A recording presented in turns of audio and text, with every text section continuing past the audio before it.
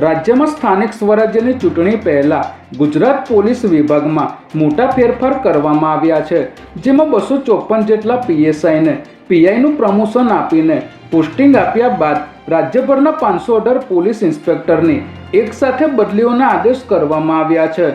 અમદાવાદ શહેરના 47 પીઆઈની અન્ય શહેર, જિલ્લા અને એજન્સીમાં બદલી કરવામાં આવી છે, જેમાં 1 મહિના અગાઉ અમદાવાદ પોલીસ કમિશનરે જે બદલી કરી હતી તેમાંથી પણ કેટલાક પીઆઈની બદલી કરવામાં આવી છે. ત્યારે આટલી મોટી સંખ્યામાં પોલીસ અધિકારીઓની બદલીઓ કરવામાં આવતા પોલીસ બેડામાં ખળભળાટ મચી ગયો છે.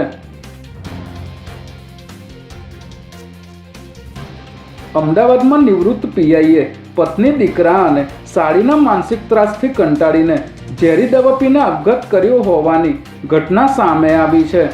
એસઆરપીમાં ફરજ બજાવતા પોલીસ ઇન્સ્પેક્ટર જયંતિભાઈ પરમાર વર્ષ 2020માં નિવૃત્ત થયા હતા. ત્યારે જયંતિભાઈના ઘરમાં પત્ની, દીકરો તેમજ સાળી સરખી રીતે રાખતા ન હતા.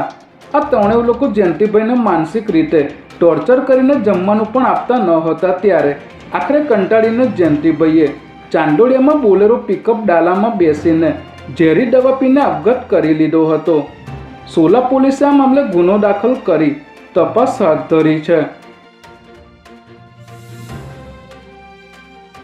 અમદાવાદના દસક્રોઈ તાલુકાના ધામતવણ ગામમાં ભાજપના કાર્યકરની પત્ની અને પૂર્વ મહિલા સરપંચ રેખાબેન પારેખ તથા પૂર્વ તલાટી કમ મંત્રી હરપાલસિંહ વાઘેલા વિરુદ્ધ એસીબીએ 1.55 કરોડની ગેરરીતિનો ગુનો દાખલ કર્યો છે.